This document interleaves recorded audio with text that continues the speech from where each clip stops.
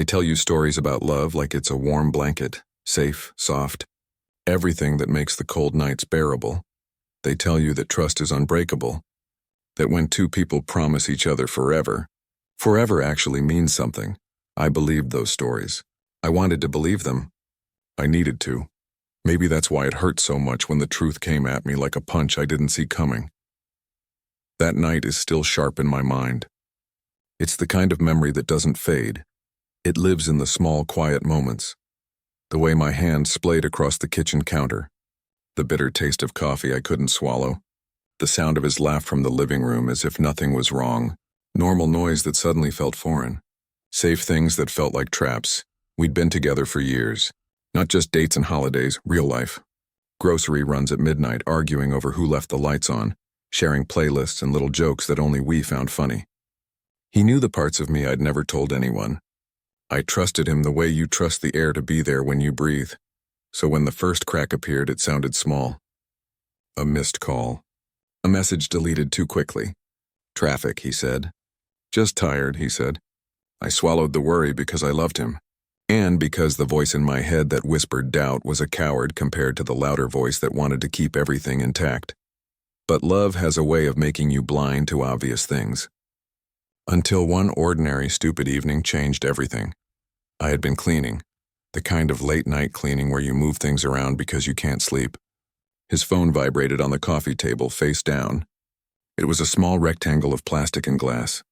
He'd left it there like he always did. He went to the kitchen to make tea. He hummed a song out of tune. The air smelled faintly of lemon and something sweet. The house felt like it always had. Safe, familiar. My fingers reached for the phone before my head could stop them. It was a move I'd never do in the old me. I told myself I wouldn't look. But curiosity, or maybe the thin, gnawing fear, won. What I saw broke something in me that doesn't have a name.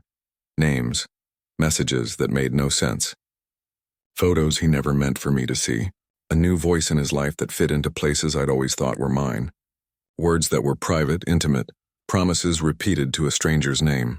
The laughter I'd loved, shared, and relied on, suddenly replayed in 1,000 other chats. My chest tightened like someone had put a fist around it. Air became a rare thing. For a long moment I couldn't move. The kitchen light hummed. Outside a car passed and the tires whispered over wet asphalt. The house we'd built together, hopes, plans, the tiny sticky note on the fridge reminding us to buy milk, felt like a stage that had been set for a lie. I didn't stomp off and scream. I didn't throw things or make a scene. I didn't call his name from the doorway. Something colder took over, a stunned, slow silence. The old me would have demanded answers right then. The new shape of me, shaped by shock and an arrival of a different kind of clarity, simply watched him come back into the room with his cup of tea and that same tired smile. His face, up close, held a softness I used to melt for. The mouth that had whispered, "I love you," had practiced that line with someone else too. I remember the absurd, painful detail of watching his hands as he stirred his tea, pretending none of the photos, none of the messages burned across my mind. "How was your day?" he asked. Because this is what we asked each other in the evenings. This is the small script of a life we were supposed to be sharing. "Fine," I said. My voice sounded like it belonged to somebody else. I watched him smile and answer, and I knew then that whatever I had believed in every plan, every promise, had been an illusion painted over the cracks. There are two kinds of pain. The kind that enters like a storm and collapses everything at once, and the kind that is a slow drip that wears away stone. That night it felt like both. The storm had hit. The slow erosion had been unnoticed until I watched the proof and felt my foundations shift. I went to bed that night with the phone pressed to my chest like a talisman and cried until the pillow soaked. I cried for the person I thought I knew. I cried for the time wasted on illusions. I cried in sharp, silent gasps because crying loudly seemed too dramatic for the hollow feeling that settled in my stomach. And then something else happened. Something I didn't expect. Amid the shock and the ache, a different feeling started to rise. It was not the sweet, sweet forgiveness I'd always pictured myself giving. It was not even anger in the typical form of shouting or chasing. It was a slow, cold focus. It tasted like clarity and iron. When someone shatters you from the inside, there's a split second where you decide what you will be next. You either let the break define you, cut a fragile thing in pieces, or you gather those pieces and build something harder, smarter. The choice isn't noble in a heroic way. It's practical. It's survival. It's the human animal inside you saying, I will not be used up. I lay awake and planned. I didn't plan to hurt for the sake of hurting. I didn't plan to be cruel. I planned to reclaim myself. Not with speeches, not with pleas, but with actions that would place truth where there had been secrecy.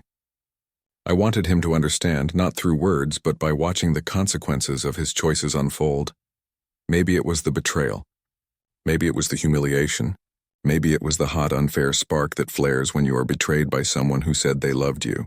Whatever the source, the person who lay awake that night was not the same person who had fallen asleep in his arms. He had broken me first. That fact sat in my bones like a brand. But breaking is not the end unless you let it be. The idea that someone could destroy me and walk away untouched felt unbearable. It felt like a challenge. He had taken my trust and used it. I decided he would not get away with using me without consequence. That was the night my fire started. It didn't roar immediately. It was a steady, patient flicker. It lived behind my eyes and in the small, private decisions I made in the days that followed.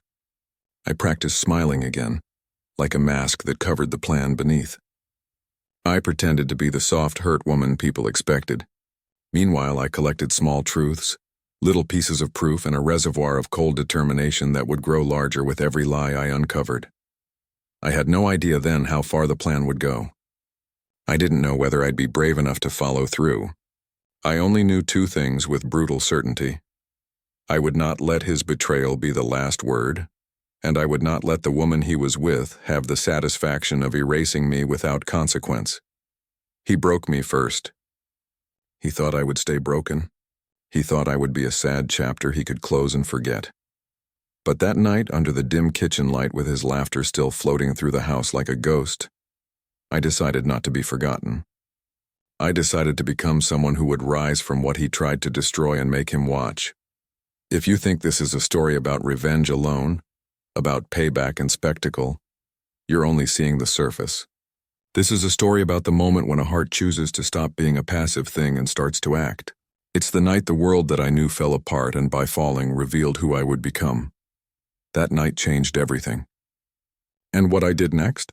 That's the rest of the story. It started so beautifully, almost like a dream. The kind of beginning you replay in your head on lonely nights, convincing yourself it meant something real. He wasn't just any man, at least not to me. He had that energy, that presence, the kind of charm that made people lean in when he spoke. His laughter could fill a room. His confidence could silence doubts. And the way he carried himself made it feel like the air bent around him. I should have known then. Men who shine that brightly usually cast shadows too. But in that moment I didn't care.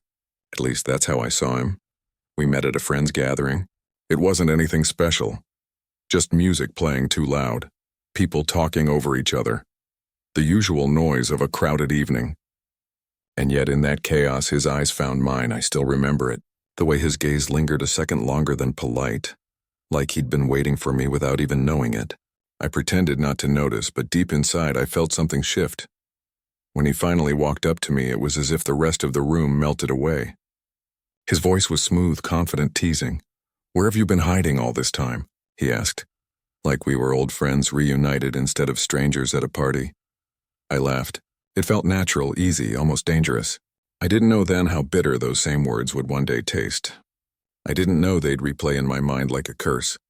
That night, all I felt was the spark. Quick, intoxicating, undeniable. What started with one conversation turned into late-night messages, then long calls that stretched until sunrise. Days turned into weeks, weeks blurred into months, and before I realized it, I was falling. Falling fast, he made it effortless. He knew the right words, the right pauses, the right way to make me feel like I was the only woman in the world. He'd send little notes, surprise me with visits, paint pictures of a future that felt so real, so reachable. Forever. That's the word he used often. He spoke of a home together, of children with my smile and his laugh, of adventures we would take hand in hand. He talked like he had planned it all already, like he was simply waiting for me to agree, and I believed him.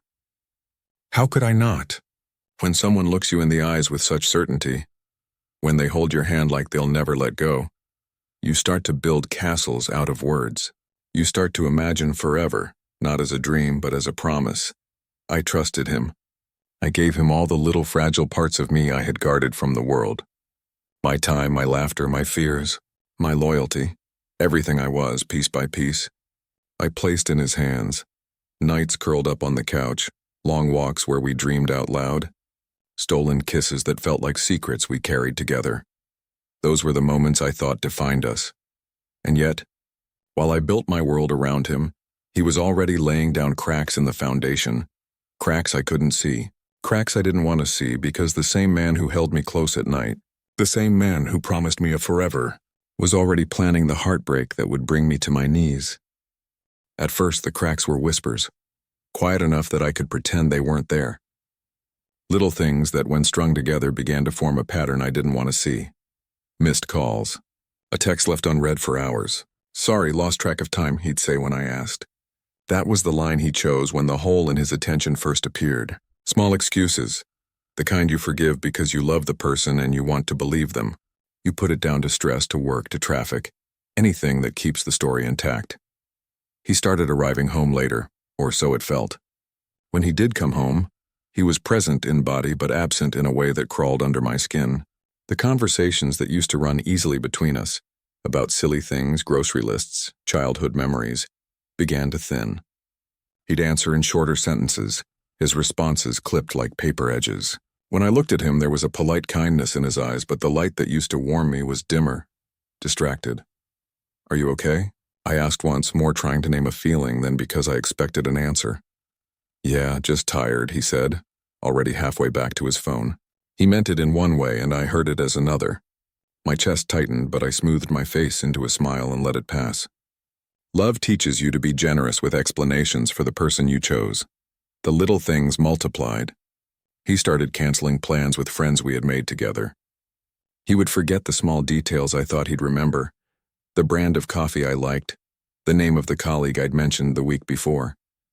He began to close off in slivers, withdrawing without a fight, like he was practicing being distant. I tried to blame it on myself. Maybe I'd been too clingy. Maybe I'd demanded too much. Maybe the spark I felt in those early days had simply run its course. Those were easier stories to tell myself than the alternative. Love makes a comfortable liar of you. It whispers that it's only a phase, a rough patch, something to weather together. But there was a different voice than my hopeful one, smaller, persistent, and cold, that kept nudging me. It wasn't loud. It didn't scream. It simply pointed to the pattern like a quiet, unimpeachable witness. My gut, that old guardian that has never failed me in moments of real danger, started to whisper. One evening, after a dinner he barely touched, I found myself in the living room alone. The apartment hummed with the quiet of two lives sharing one space. The soft whir of the refrigerator, the faint traffic noise outside, the playlist he'd put on because he knew it made me relaxed. His phone lay face down on the coffee table, the small rectangle of glass and metal that had become the repository of all the secrets he could hide from me. I told myself I wouldn't look. I told myself that to breach his privacy would violate the trust I'd already given him. But when trust fractures, curiosity turns ruthless. It claws and nags and finally becomes louder than your better judgment. My hands were not steady. They trembled the way they do when you stand on a cliff and something in you wants to jump and something else wants to pull you back. I picked up the phone as if it were a fragile instrument, as if the motion itself required courage. His messages were not marked up in ways that screamed guilt at a glance. There were no dramatic arguments, no obvious betrayals. That's what made it worse. It was in the smallness of it, the private jokes addressed to a name I didn't know, the affectionate nicknames that hadn't existed when he spoke to me, the photos that showed a smile I had not thought was reserved only for me, words of warmth, of intimacy, tucked into threads of conversation like seeds planted in a garden I didn't know he'd been tending. I read and reread them. Each line felt like a paper cut against my skin. There were messages that made no sense unless you understood that they belonged to a different relationship. Promises repeated, plans made for tomorrow that didn't include me, little check-ins that carried the weight of a routine I had once assumed was ours alone. My breath hitched. My heart pounded as if it would burst through my ribs. The world narrowed until it was only me and the phone, and the raw new knowledge that the man who had filled my days with brightness had given that same brightness to someone else. I didn't confront him then. I didn't slam the phone down and demand answers. I didn't throw accusations like weapons. For a moment, there was only the stunned silence inside my skull where my life had been catalogued in sweet moments and now stood catalogued with lies. Maybe it was shock. Maybe it was a kind of self-preservation. But there was something else there too, a cool precision forming around the edges of my mind. While my heart wanted to explode, another part of me was already taking stock. If betrayal was a sentence, evidence was the way to appeal. If trust had been weaponized against me, I would not be reduced to noise in the aftermath. I remembered the way he stroked my hair that morning, the way he said "I love you" like a vow, the ordinary tenderness that had once convinced me of his sincerity. Each memory now had a shadow. It hurt, but it also clarified. There is a peculiar clarity that grief can bring. Stripped of illusions, you see the true shape of things. That night I held his phone like a relic, like something heavy and dangerous. In the quiet after the initial collapse of disbelief, a different feeling threaded itself through my hurt. It wasn't simple rage, not the shouting, cinematic kind. It was narrower, harder, and colder, a clear, unblinking determination. I would not let this be the end of me. I would not be the soft, broken thing he expected me to become. Something in my chest tightened into a purpose. Not revenge for revenge's sake, not cruelty, but a need to reclaim what was mine, my dignity, my story, the narrative of my life that he had tried to co-author and then rewrite behind my back. I slipped the phone back onto the table without making a sound. I lay awake long into the night, cataloging every small oddity I'd noticed over the months, remembering little discrepancies I had dismissed. The seed that had been planted there in the dark was not a fleeting thought. It was an ember. It would need tending. He had broken me first. That knowledge was a wound and inexplicably a starting point. In that quiet, with the apartment asleep around me, I felt the first stirrings of what would become something else. A plan, a promise to myself. I would not be erased silently, and I would not be humiliated into silence. So I slept badly and woke with a slow, simmering resolve. The cracks had become clear. The truth had been revealed. And somewhere between the hurt and the sharp, cool focus that followed, the first seed of revenge, not petty, but purposeful, took root.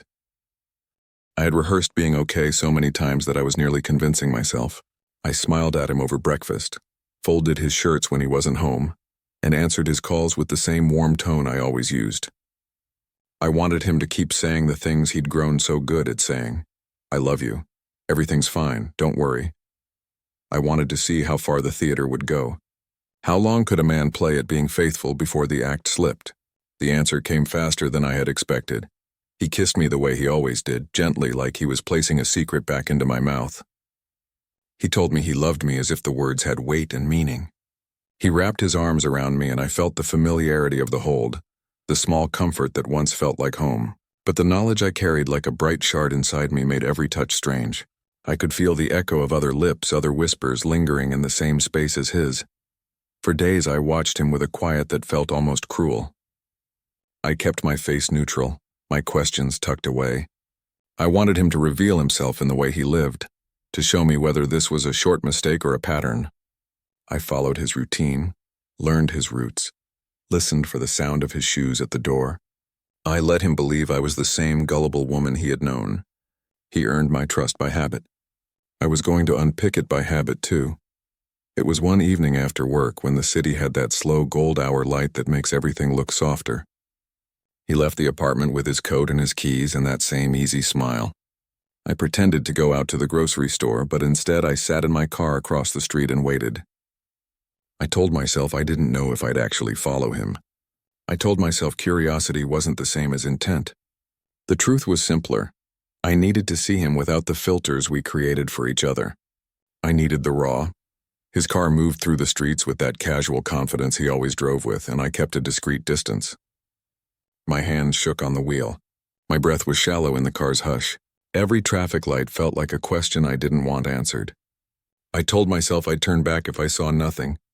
But when he pulled into a dimly lit lot and walked toward a restaurant that I'd never seen him enter with me, I let the engine idle and followed. He pushed open the door and stepped into warmth and chatter. My chest tightened so hard it hurt. I stayed in the shadows, pretending the world around me was ordinary while the one inside my head was fracturing. Then I saw her.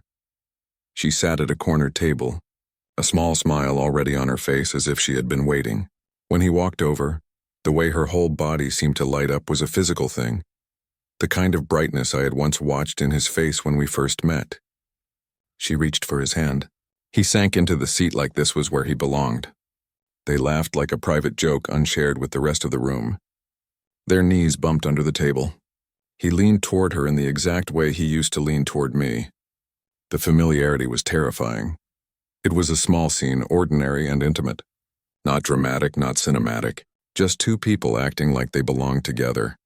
And that ordinariness, wowing, that effortless ease, moires, made it worse. I remember the taste in my mouth. It went flat. The coffee I'd bought sat forgotten in the car where the sugar dissolved into nothing. I watched them through the glass, their faces lit by low lamps and the warm hum of other people's lives. He was whispering something I couldn't hear, but I knew the cadence of those words. My stomach dropped as if I had been pushed off a cliff. For a moment, the world slowed. I thought I might step forward, storm in, make a scene the way hurt people are supposed to in films. But confrontation is messy and noisy and unsatisfying. I wanted something else, proof, clarity, and in the back of my mind, a way to make him understand the magnitude of what he had done. He looked at her the way he had once looked at me, with that same softness, that same private amusement. And in that exact second, something fragile and necessary inside me, the part that had loved him without measure, broke like glass. It wasn't a single sound or a single action. It just gave way. I felt emptier than I had ever felt. The parts of my life that once fit together neatly suddenly rattled like loose pieces. But while I broke, another thing began to steal inside me. I felt a cold, precise weight settle where raw heartbreak had been. This was not the wild public fury I expected. It was a slow, measured anger that tasted like calculation. He had been terribly, cruelly ordinary in his betrayal. No dramatic confessions, no fiery affairs with a stranger. He had simply chosen to fold another woman into the life he'd promised me. That measured cruelty deserved a measured response. I watched them finish their meal, watched him walk her to her car, watched their hands part with a touch that looked rehearsed. I followed him back to his car only far enough to know where he drove and who he called. I took mental notes like a detective taking witness statements, time, place, manner. My hands no longer shook. They moved with intent. When I got home that night, the apartment looked exactly the same. The cushions were plumped, the lamps arranged, the photograph on the shelf smiling back at me as if the world had not tilted. I poured a drink I didn't want and sat, letting the cold clarity creep up my spine. There was something powerful about naming the truth in black and white. He had chosen someone else. He had lied to me while looking into my eyes. This was the night I stopped being only hurt and became something else. I didn't swear revenge like a bad movie line. I didn't promise violence or scandal. I made a decision, quiet, certain, and irrevocable. He was going to pay, but not with the currency of humiliation for its own sake. He was going to pay by watching the careful dismantling of the comfortable life he thought he could have while being untruthful. He was going to learn in a way he couldn't ignore the true cost of the lies he'd built his days on. The betrayal had been daylight plain. The rest was strategy. I let the memory of that corner table etch itself into my mind. The way the light fell on her hair, the particular tilt of his smile. I stored it away like evidence. He had broken me first, yes. But what he didn't know was that the breaking had activated something within me that would not rest until the scales were balanced. So I closed the blinds, turned off the lights, and began to plan, either fall or rise. I chose to rise, but rising didn't mean screaming from rooftops or burning bridges in a single, reckless blaze. That was the easy kind of revenge, noisy and short-lived. What I wanted was something quieter, smarter. I wanted a kind of justice that landed with weight, one that didn't just wound for the moment but rearrange the future he had imagined for himself. I sat with that idea for days, letting it shape itself in the dark corners of my mind. The first rule I set for myself was simple: be precise. No theatrics, no social media rants that would feel like a late-night temper tantrum. Precision meant patience. It meant turning his lies into undeniable facts, one careful piece at a time. So I started gathering, not out of malice alone, because evidence is truth's armor. Screenshots of messages, photos he'd sent that didn't match his explanations, dates and times, logged methodically in a notebook I kept on my bedside table. Small things at first that felt like talismans. A coffee receipt from the night he said he was home, a parking ticket timestamp, fragments I might have dismissed as coincidence. Each little item became a tile in a mosaic I didn't yet reveal. I also started to listen in a different way. Conversations that previously felt ordinary began to sound like clues. Offhand remarks that once made me smile now carried new meanings. I took notes, who he met, what he said, the people he mentioned. Memory became an ally. Where emotion blurred details, I trained myself to remember with accuracy. Because accuracy would be the knife edge of my plan. I didn't want to be reckless. Some revenge stories glorify a fast, angry burst of retribution. I didn't want that. I wanted a dismantling that was clean and undeniable. If he had built his life on composed smiles and carefully arranged lies, then the fall should be just as composed, a collapse that left no room for plausible deniability. So I cataloged everything. Messages saved in folders, photos backed up in duplicate.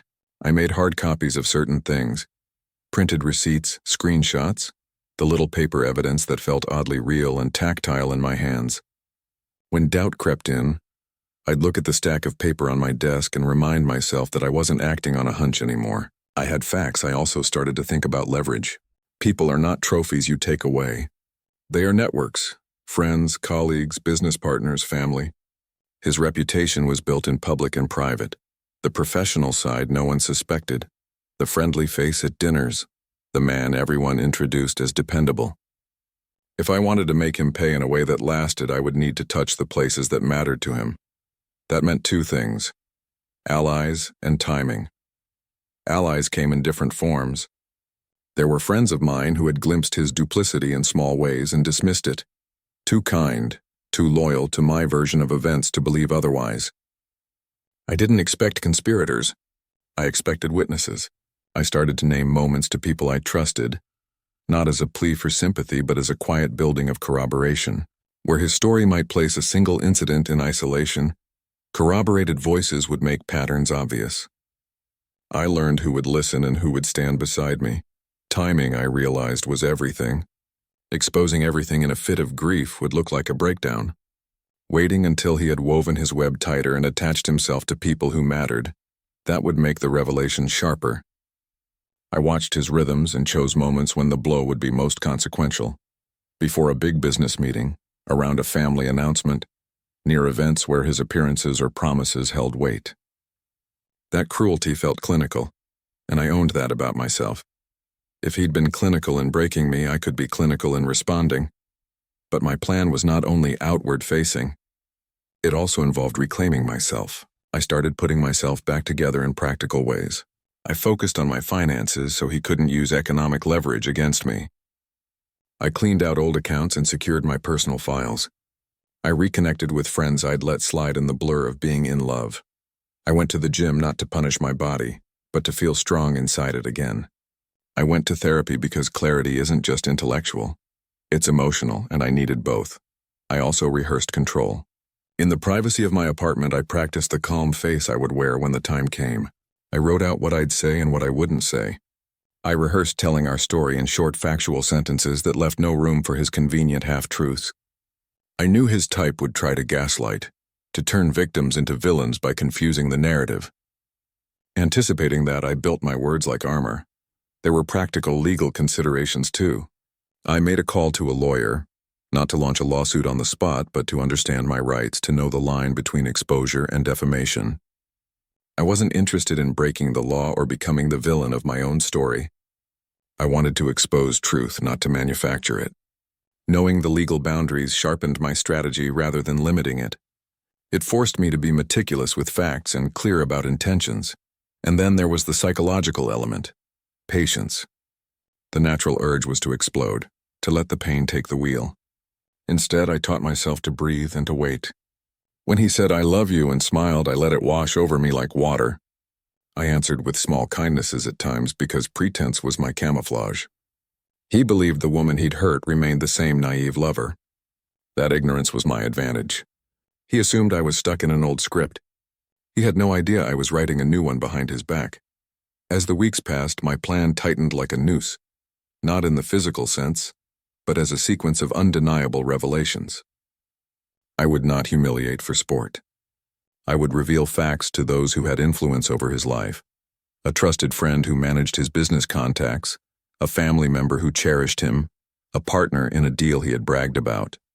I would give them the truth in calm, documented ways, emails with attachments, recorded conversations I had legally obtained where possible, printed timelines. Those documents would speak louder than my rage ever could. All along I kept one rule: never stoop to his level. If he had comforted himself with lies, I would comfort myself with truth. If he had created a private life of duplicity, I would create a public life of clarity. My revenge would be measured, and in its measure it would be more devastating than any dramatic scene of shouting and tears. Because when someone's carefully curated image collapses under the weight of plain facts, the fall is final. There is a strange taste of power in that kind of control. Not the cruel, triumphant power that others imagine when they hear the word revenge. This was quieter, competent power.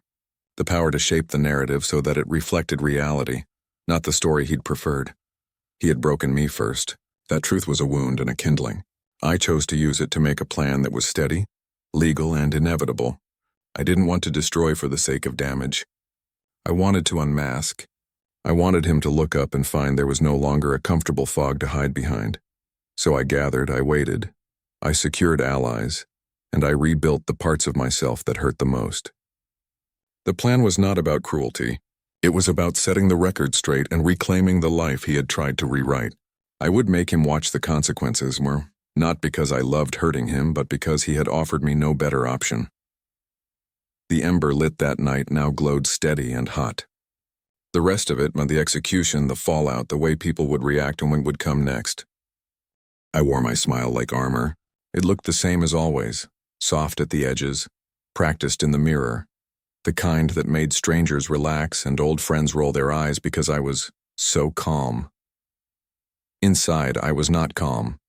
I was deliberate. There is a strange advantage to pretending you're the person everyone expects you to be. People drop their guard. He thought I was the same woman he'd known, trusting, devoted, easy to soothe. That made him careless in ways he hadn't been before. He said things in front of me he would have never said if he suspected I was watching, and he let small secrets slide in moments he treated as private. I collected those slips like a tax collector collecting dues. Playing his game wasn't about becoming someone cruel. It was about becoming invisible in the ways that mattered. I laughed at his jokes. I left little notes on the fridge. I made plans we both pretended to be excited about. Meanwhile, I used the access those normalcies provided to learn everything I could. First came the business side.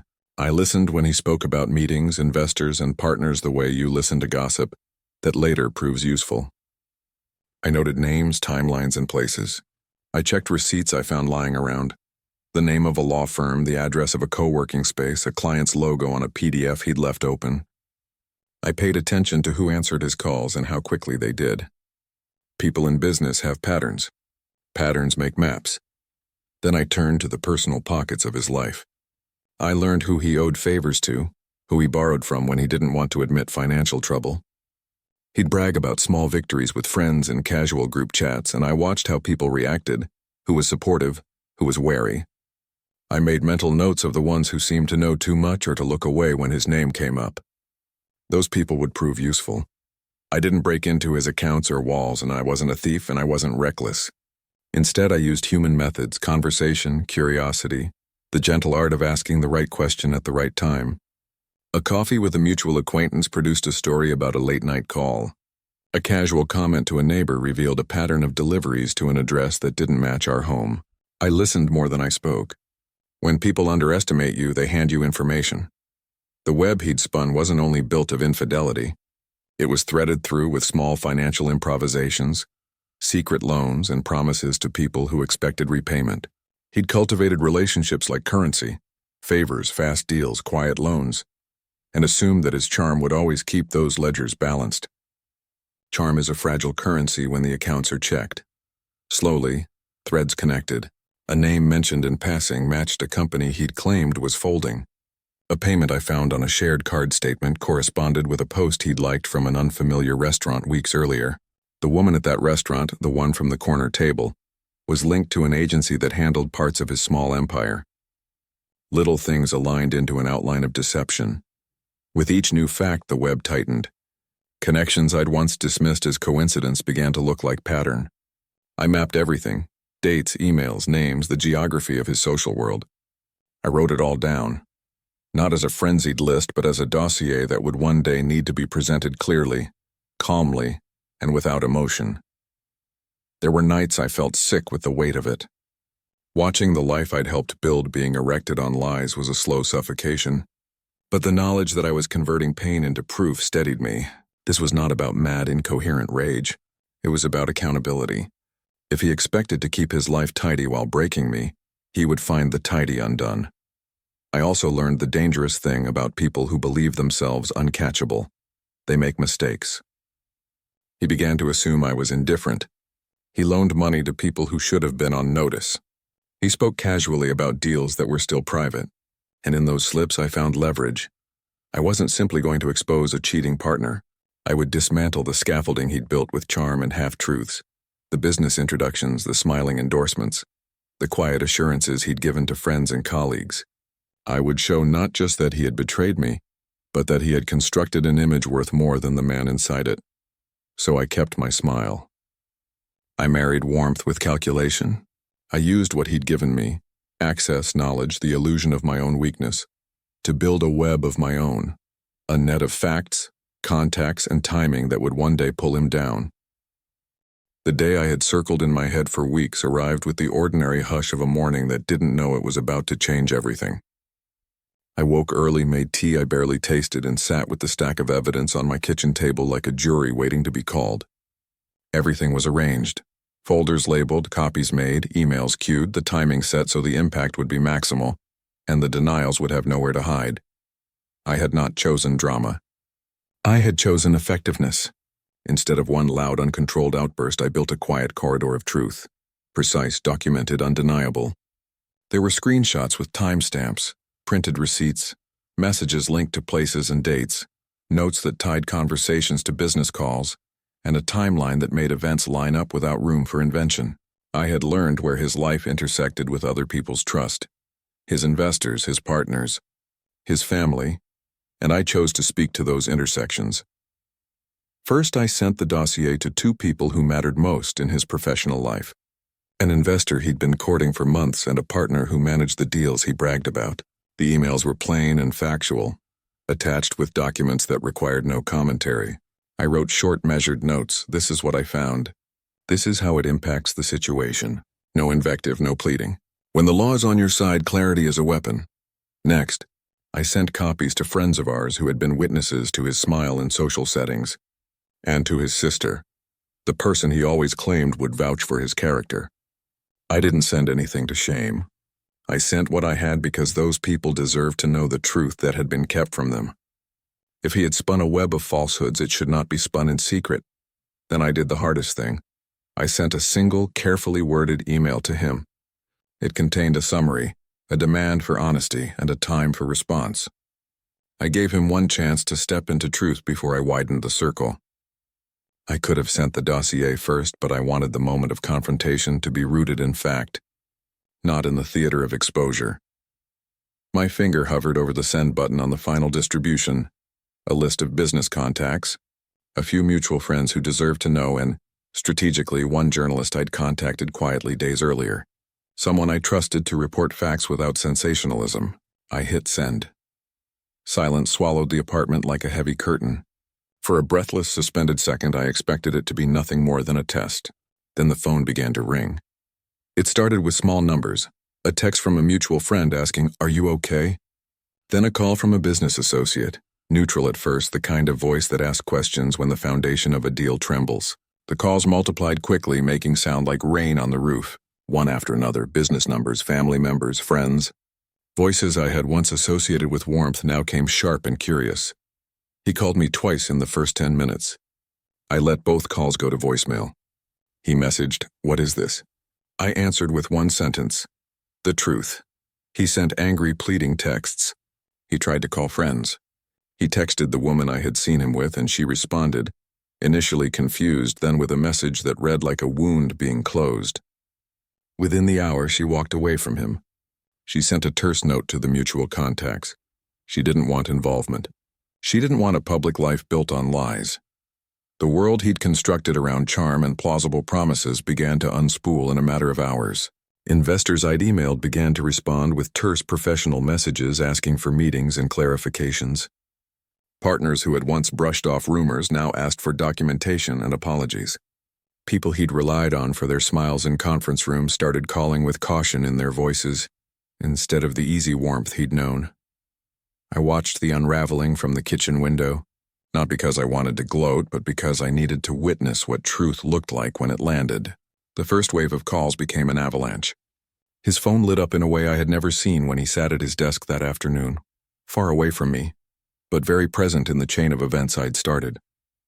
He was losing more than a lover. He was losing the scaffolding that had propped up the man he pretended to be. People chose sides quickly. Some friends took a neutral stance. They wanted time, evidence, context. Others, who had been closest to him, stepped back with quiet betrayal. His sister texted me a short sentence, "We need to talk." Her message was not fury. It was the hurt of someone who had been deceived by a sibling she trusted, and then there was his silence. At first, frantic defense. Then, as the hours moved, a kind of stunned quiet. The calls that had flooded him became the echoing proof that his life had been assembled on shaky ground. I had not wished for him to become homeless or ruined in a cruel way. I had wanted him accountable. Watching him stand alone, stripped of the persona he'd used to move through rooms, felt like the final act of a long play I'd been rehearsing in private.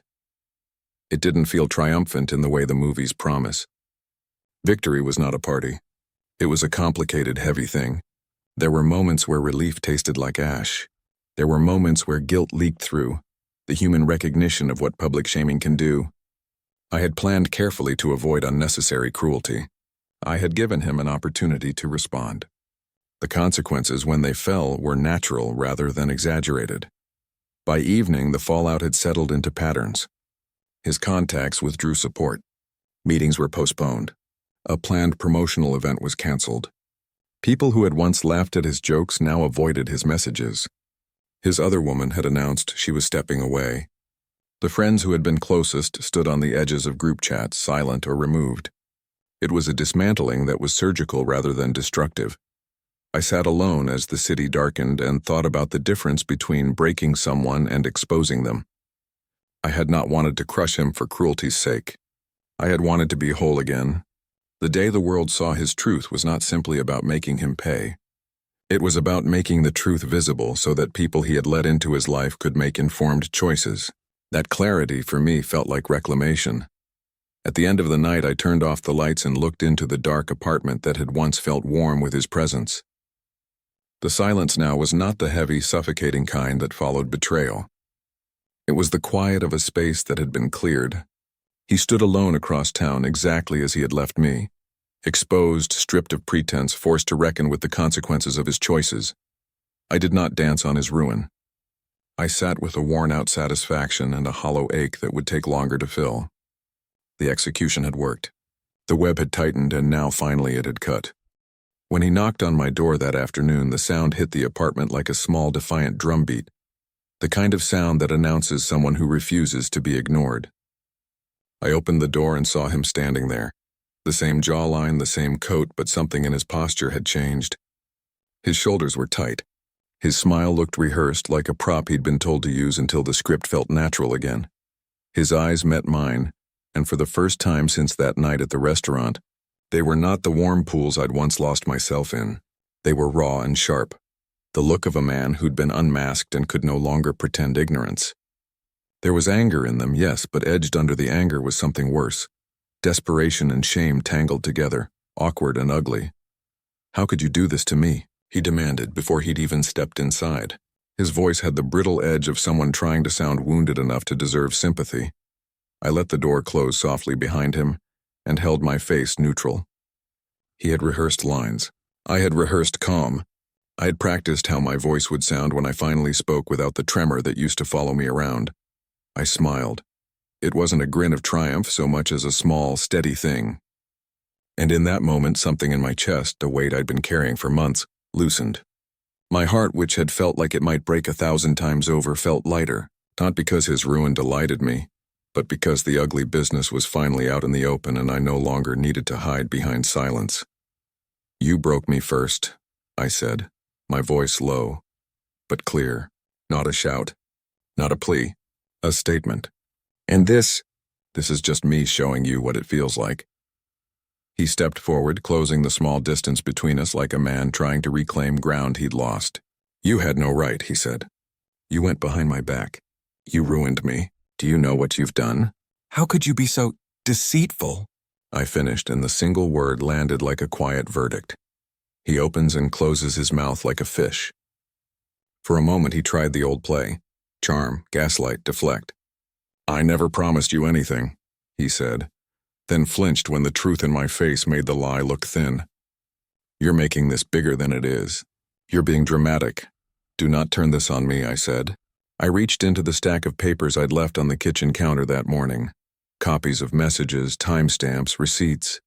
I didn't shove them in his chest like an accusation. I placed them on the table as facts, calm and unassuming. These are not opinions. They're not dramatic. They're records. He looked at the papers like they were an inconvenient truth that might go away if he ignored them. "You could have come to me," he said. "We could have fixed things." "Why did you make it public?" "Because you didn't give me the option to come to you," I said. "You hid, you lied. You had other lives while you took mine for granted. If you'd been honest, we might have had a different conversation." My voice didn't rise. I held eye contact because I wanted him to see the steadiness where once there had been trembling. He laughed then, a sound that cracked halfway through. "You think you win by tearing everything down? You think this proves anything besides that you can destroy someone else's life?" "It proves that truth matters," I said. "It proves that actions have consequences.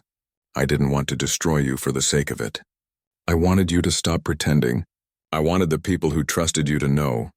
He stepped closer, anger hardening his features. "So that's it? You expose me and you walk away? You don't think about what this does to us and to the people around us?" I felt a flicker of something inside, the old wound opening at the edges. I let it surface for a fraction of a second so he could see the real cost. "Do you think I didn't think about that?" I asked quietly. "Do you think I didn't count the cost? I thought about it every night. I thought about being humiliated in the street, about the shame. I thought about him being angry. I thought about being lonely, but in the end, I couldn't keep being the person who paid for someone else's lies." He lowered his head, the fight draining out of him like water from a broken vase. For a breath, he looked smaller than I'd ever seen him. "Please," he murmured, the words soft and almost pleading. "Please tell me there's something we can do." There was a part of me that remembered the man who used to talk about forever in soft, foolish ways. The memory tugged, but it no longer commanded me.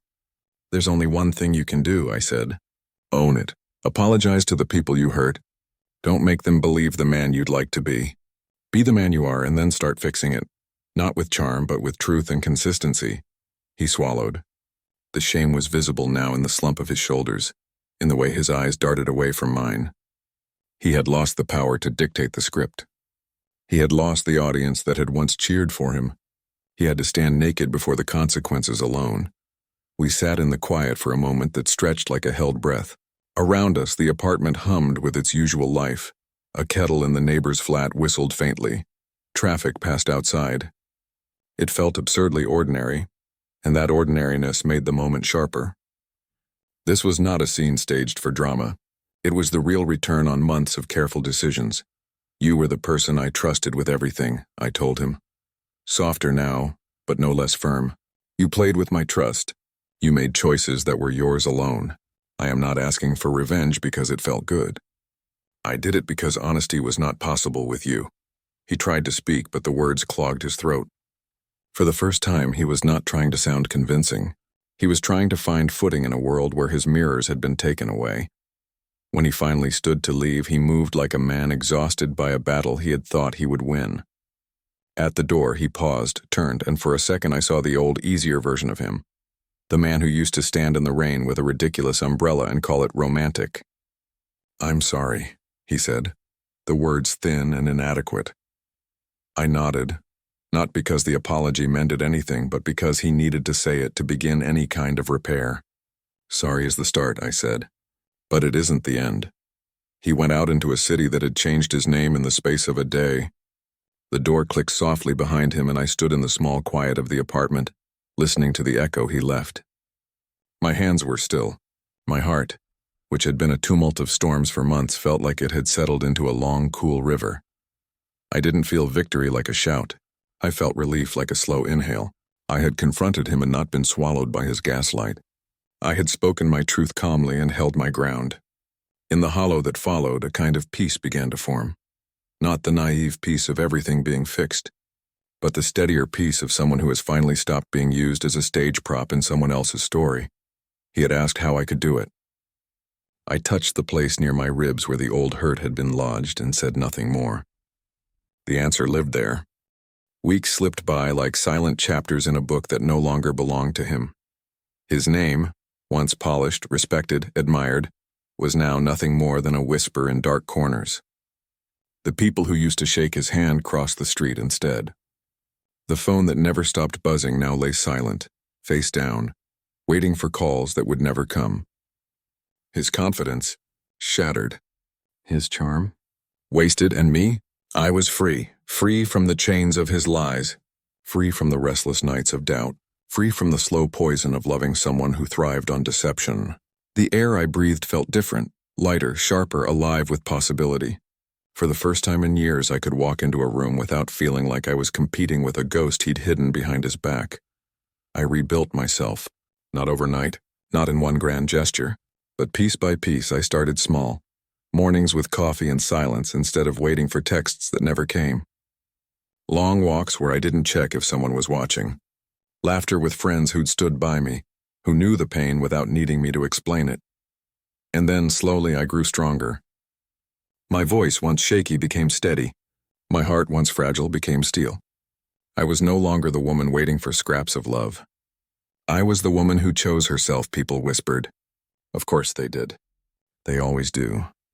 Some said I was cruel and that I went too far, that I destroyed him. Some said it was justice and that he deserved every bit of the downfall that came his way. But whispers are just noise. What mattered was the silence inside me. The silence that felt like peace, not emptiness. And one thing was certain. Everyone was shocked, because they never expected me, the quiet, trusting, forgiving one, year to be the storm that ended him, and maybe that's the sweetest part of all. Looking back now, I see it all so differently. Revenge didn't just destroy him, it saved me. It pulled me out of the darkness he left me in.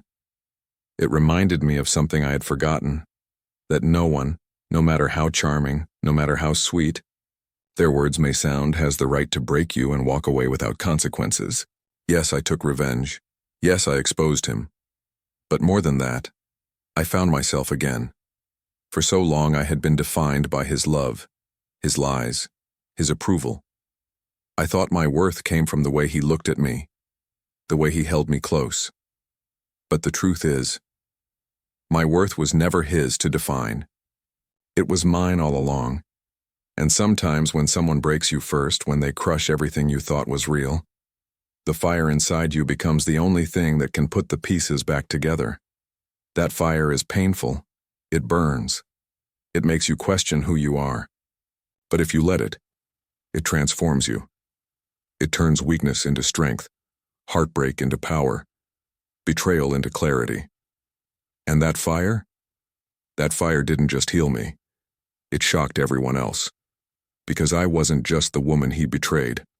I became the woman who rose, the woman who turned her pain into power, the woman who proved that even when love breaks you, you can still write your own ending.